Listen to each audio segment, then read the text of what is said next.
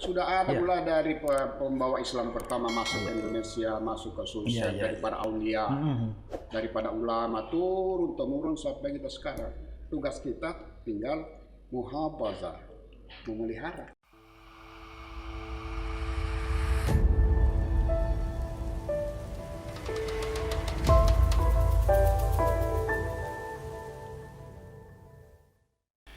Bismillahirrahmanirrahim. Assalamualaikum warahmatullahi wabarakatuh. Waalaikumsalam warahmatullahi wabarakatuh. Alhamdulillah, pagi ini kita kedatangan tamu lagi. Satu adalah Bapak Profesor Dr. Haji Abdul Qadir Ahmad, APU. APU itu ahli peneliti hutan. Itu ya Prof ya. Ya. Beliau sangat-sangat tahu tentang bagaimana Jam'iyah Nahdlatul Ulama, sebab sudah berpuluh-puluh tahun sebagai aktivis NU, ya, sejak di PMI dulu dan sampai saat ini tidak pernah pensiun ya, bincang-bincang dan membahas tentang NU itu ya Pak ya. Oh, tidak ada pensiunnya. Iya. Kata beliau bahwa di NU itu nggak ada pensiunnya katanya. Itu menarik. Kemudian tamu kita yang kedua, Bapak, ini saya panggil Bapak ya. Bapak Ahmad Sudirman Kambi, yang biasa sangat populer dipanggil Ais Kambi. Saya juga tidak tahu Pak Kambi itu sebenarnya ayahnya antum ya, tapi lebih populer dipanggil Pak Kambi ya. Beliau ini adalah wakil pemimpin redaksi di Tribun Timur. Oh iya. Sebelumnya jadi Pempret itu apa sebelumnya? Sebelumnya manajer produksi, sebelumnya lagi redaktur politik. Sudah berapa tahun di Tribun? Sudah 18 tahun. Oh, baru 18 tahun. 18 tahun. Baru 18 tahun. Olehnya itu, karena ada pakarnya sini, makanya acara ini bukan puang Makkah, bincang-bincang santai ini di Ras Center ini bukan puang Makkah yang akan memandunya, tetapi ada pakarnya. Siap. Bapak AS Kambi dari Tribun Timur, silakan. Ya. Assalamualaikum warahmatullahi wabarakatuh. Waalaikumsalam. Senang sekali sahabat Ras Center kita berjumpa dalam dialog di pagi hari ini, hari Rabu 16 Jumadil Awal, bertepatan dengan 15 Desember 2021. Tadi Puang sudah memperkenalkan siapa-siapa yang ada di studio Ras Center sekarang. Saya sebenarnya tidak benar merasa, karena saya sebenarnya kalau ada dibawanya murid, dibawanya lagi saya ini. Kalau ada dibawanya junior, dibawanya lagi tuh saya. Posisi saya sekarang di kedua ini, di kedua beliau ini. Iya. Ada Pak Prof Qadir Ahmad. Kalau profesor itu sahabat Ras itu gelar tarekat tertinggi secara akademik. Kalau doktor gelar syariah tertinggi kayak seperti itu. Sementara Puang di kalangan kita lebih akrab kita menyapa beliau dengan Syekh Said Ar-Rahim As-Segaf Puang Makkah. Kalau Syekh juga gelar tertinggi di tarekat ya.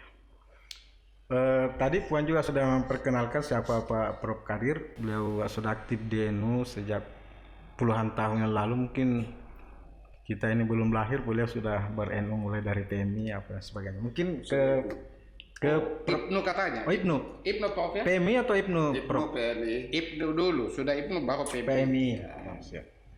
Jenjang lah. Mungkin ke Prof dulu, Bang. Pertanyaan sederhana, apa yang membedakan NU zamannya Prof Kadir dulu dengan sekarang?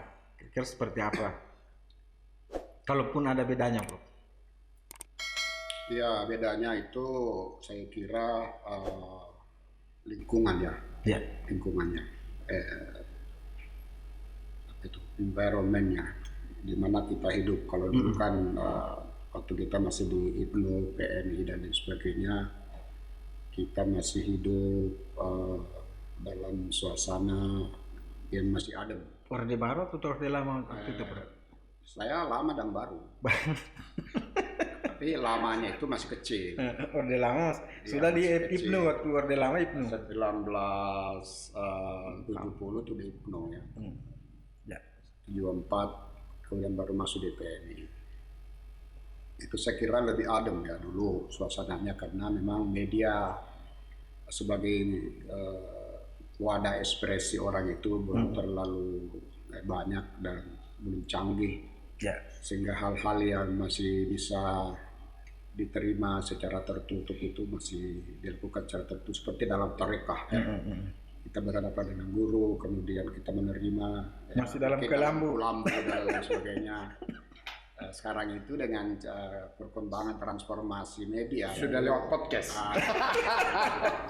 Ini podcast ini, makanya juga tadi Pak Kambi tanya, ini biasanya yang podcast ini mungkin syariatnya syariah ini, tapi ini kan tarekat Dan ini dibahas di sini. yang dibahas dengan lewat podcast. Saya gitu suasana ber-NU maka harus ada juga penyesuaian dengan suasana baru sekarang. Jadi hal-hal yang dulu semestinya kita dapatkan dalam kelambu, sekarang sudah bisa kita dapatkan di Rah Center dengan hanya menonton channel YouTube Rah Center. Tapi masalahnya dalam tarekat itu harus ada harus ada akad, harus ada serah terima. Jadi tidak bisa juga lewat podcast untuk menerima tarekat. Lain rasanya kalau hanya lewat Tidak podcast. boleh, jadi harus ada akad antara musyrik dengan murid. Jadi harus ada baiatnya. Beda dengan mungkin pengetahuan yang lain, sekedar knowledge-nya ya bisa lah, tapi bahwa itu harus dilakukan secara tasalsul ya sampai kepada Rasulullah itu melalui para masyayikh tadi. Ya. Itu saya kira bedanya. Itu bedanya. Ya. Tadi Puang, itu benarkah sudah saatnya kan memang hal-hal yang begitu sakral sekarang kita perbincangkan dengan suasana di luar kelambu lagi saat ini? Iya, karena ini kan urusan peradaban. Ya. Urusan peradaban, urusan zaman. Nah, kalau dahulu kita duduk, nggak usah bukan dahulu lah, 3 tahun yang lalu. 3 tahun yang lalu, kalau kita ada di suatu tempat dan kita berdua, kita bertiga, duduk ya, langsung saya tanya, maaf, namanya siapa Pak? Bapak dari mana? Sekarang dengan peradaban yang sudah lain, karena ini merubah peradaban betul ini. Duduk bertiga, tidak lagi saling menyapa. Sudah lama Pak? Bapak dari mana? Ya. Oh, ada teman saya itu tetangga Bapak, namanya enggak. Sekarangnya duduk, langsung pegang, individualistik sudah jarang. Komunikasi person to person itu sudah punah. Lebih ke depan adalah alat yang kecil ini. Dan inilah jimat. Kalau dahulu jimatnya orang tidak mau keluar kalau dia tidak pakai, dia ikat di pinggangnya, ya. Lebih bagus ketinggalan duitnya daripada jimatnya ketinggalan. Sekarang ini lebih bagus ketinggalan duitnya daripada handphone ketinggalan. Itulah peradaban. Jadi Puan Maka tadi ingatkan kita, inilah jimat di era digital sekarang ini, handphone. Iya. Jadi jangan terlalu fobi dengan jimat. Ya. Ini jimat modern. Tadi waktu saya share tentang Guru Prof Kadir, saya tidak perlu bertanya langsung ke beliau, saya cukup ketik sini, oh sudah ada semua di sini. Maka juga sudah ada di sini. Makanya sekarang ada orang mengatakan kalau kita tidak ada di internet, kita seakan-akan tidak ada di dunia ini sekarang itu. Kalau kita ketinggalan handphone di rumah, seakan-akan kita ini hidup di negeri apa gitu. 30 tahun yang lalu, Ya. ini Pak Kambe, ini Ya. Prof.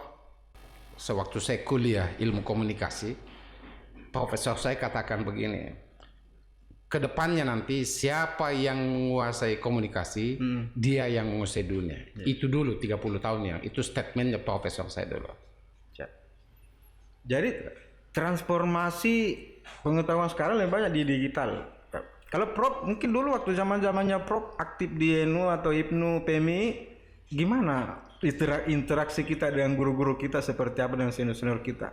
Itu bisa digambarkan. Iya, seperti itu. Jadi saya ini mengalami beberapa fase di dalam hidup sebagai seorang warga NU ya, mulai dari IPNU, kemudian PMII, kemudian setelah selesai maka kita ngurus NU. Iya. Nah, itu tidak pernah berhenti untuk berinteraksi dengan sesama warga, terutama kaitannya dengan para murid kita dan pengurus secara struktural itu. Jadi kan lebih banyak face to face ya, atau lebih banyak acara-acara dan lain sebagainya. Tapi sekarang ini kan lebih cair ya. Sehingga tapi itu juga masalahnya, misalnya masih ada sesuatu yang nilai di dalam diri kita bahwa apakah segalanya bisa kita lakukan dengan melalui telepon kepada orang-orang yang kita hormati, misalnya murid kepada saya. Ya. Itu kan problem ya, melalui telepon. Yang dulu itu kan tidak seperti itu, kita harus datang ke rumahnya, ya kan? Nah, itu sekarang ini bisa lewat telepon. Nah di NU ini NU kita berbahagia sekali menurut saya orang NU. Karena NU ini adalah sebuah warisan besar. Jadi kita tidak berusaha lagi untuk ber-NU, tapi kita menerima NU sebagai sebuah warisan. Istilahnya budaya itu adalah ascribe, sesuatu yang kita terima dari generasi sebelumnya. Given. Bukan lagi achieve. Tidak sesuatu yang kita harus cari kemudian untuk mendapatkan NU. Beda dengan organisasi lain. Mungkin mereka setengah mati cari jamaah. Kita tidak. Kita menerima sudah selesai. Berarti dari guru-guru itu turun-temurun. Berarti diri kita harus disiapkan dulu untuk dimasuki NU, bukan lagi kita yang harus masuk ke NU, begitu? Itu dia. Maka saya sangat Bapak itu setuju. Bahkan perlu kita selalu memasukkan di dalam prinsip hidup kita dalam konteks NU bahwa ada prinsip NU itu al-muhafazatu ala qadimus sholih wal ahsu bil jadil asli. Tugas kita sekarang ini adalah memelihara yang lama. Mengapa? Karena sudah ada. Sudah ada mulai dari pembawa Islam pertama masuk ke Indonesia, masuk ke Sulsel, dari para aulia, daripada ulama turun temurun sampai kita sekarang. Tugas kita tinggal muhafazah, memelihara. Kita memelihara karena sudah ada. Sudah ada. Orang mungkin ada yang jadi apa yang mau dipelihara kalau jadi orang selalu mengeritik al-muhafazah itu mungkin karena dia tidak punya sesuatu yang bisa dipelihara. Jadi kita ini tugas utama kita adalah bagaimana memelihara yang ada, warisan. Bukan saja warisan budaya tapi juga warisan Islam itu sendiri.